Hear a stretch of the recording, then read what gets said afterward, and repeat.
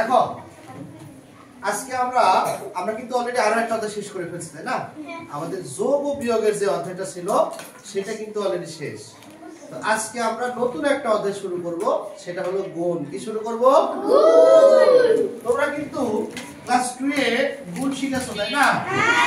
শিখেছি না তোমাদের গুণের যাবতীয় কিছু আমরা 2 এ কিন্তু আলোচনা করেছিলাম, করিনি? তাহলে তবে আমরা 3 তেও আবার একদম গুণের শিকড় থেকেই শিখবো, একদম জিরো থেকে। কি থেকে শিখবো? জিরো থেকে। তো প্রথমে 1 নম্বরে যেটা প্রশ্ন আছে, যে কোনো বিষয় জানতে হলে তোমাকে সেটা কি বা কাকে বলে সেটা আগে জানতে হবে তাই না? তাহলে প্রথম প্রশ্ন কি আসবে? গুণ কি বা গুণ কাকে বলে? মনে আছে তোমাদের? বলো তো গুণ কাকে বলে? বলো তো দেখি।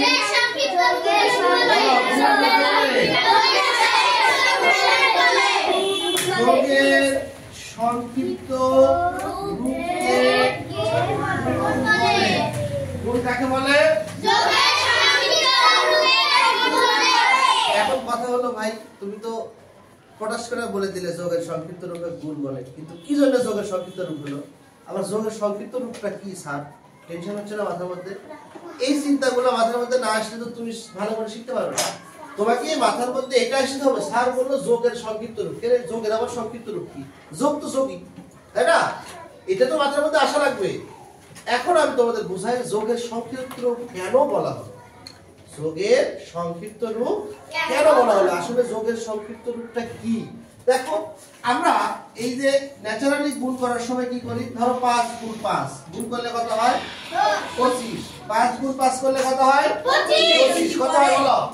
5 গুণ 5 করলে কত হয়? 25। 5 গুণ 5 করলে কত হয় বলো? 25। এখন এই 5 গুণ 5 আমরা গুণ না করে যোগের মাধ্যমে করতে পারি, ঠিক আছে? এই 5 গুণ 5 মানে কি জানো? যে 5টা 5 যোগ করা। কি করা? 5টা 5 যোগ করে দেখো তো 25 হয় কিনা। দেখো তো 5 আর 5 10 15 20 25। দেখো তুমি 5 গুণ 5 না করে যদি 5টা 5 5 বার লিখে যোগ করো তাও কিন্তু 25 হবে। যদি এরকম থাকে 5 গুণ 7 সমান 35, তাই না? আমি ধরো নামটা পারি না, আর তুমি ধরো নামটা জানো না, তখন কি করবে? তখন এই 5 কে 7 বার লিখে যোগ করবে। কি করবে? তাহলে একবার 5 যোগ 5 যোগ 5 যোগ 5 যোগ 5 যোগ 5 1 2 3 4 5 6 7। দেখো 5 আর 5 যোগ করলে 10, 3 5 15 20 25 30 35। ফলাফলে কি কোনো পরিবর্তন হলো? না। এই গুণফল আর যোগফল কি একই না? হ্যাঁ। দেখো তো যোগটা অনেক বড় না? হ্যাঁ। আর গুণটা অনেক ছোট না? হ্যাঁ। তাহলে যে কোনো বড় জিনিসকে ছোট করা মানে কি করা? সংক্ষিপ্ত করা। কি করা? সংক্ষিপ্ত করা। এই জন্যই বলেছে যোগের সংক্ষিপ্ত রূপকে গুণ বলে। কি বলে? যোগের সংক্ষিপ্ত রূপকে গুণ বলে। মনে থাকবে? এখন আমরা যখন গুণ করি, গুণ করি আমরা দুই ভাবে গুণ করি। কয় ভাবে? দুই ভাবে। একটা হলো আড়াআড়ি বা পাশাপাশি, আর একটা হলো উপরে নিচে।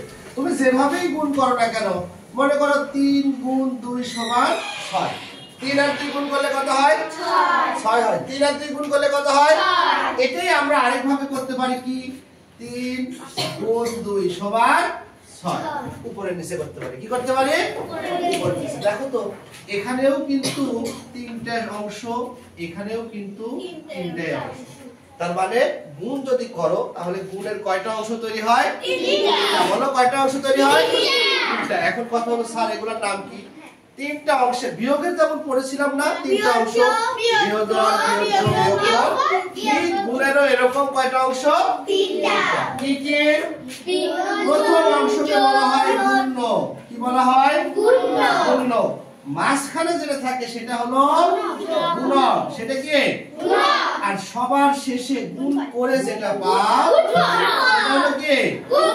গুণফল। তাহলে এখানেও তাই, সবার উপরে অর্থাৎ যেই সংখ্যাটাকে আমরা গুণ করব তার নাম কি? গুণ্য। হলো গুণ্য। আর যেটা দিয়ে গুণ করব, 2 দিয়ে আমরা 3কে গুণ করছি তাই না, সেটা হলো গুণক। আর গুণ করে যেটা পাই গুণফল। এখন যদি তোমাকে প্রশ্ন করা হয় যে গুণ্য কাকে বলে, পারবে না? গুণ্য কাকে বলে, পারবে না? তাহলে গুণ্য কাকে বলে কি লিখবা বলো তো, বলো গুণ্য কাকে বলে?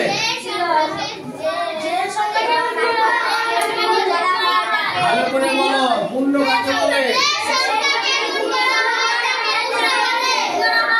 যে সংখ্যাকে গুণ করা হয় তাকে গুণ্য বলে।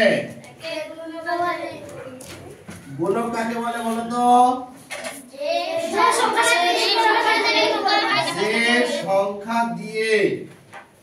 যে সংখ্যা দিয়ে গুণ করা হয় তাকে গুণক বলে। আর গুণফল কাকে বলে? গুণ করে গুণফল গুণ করে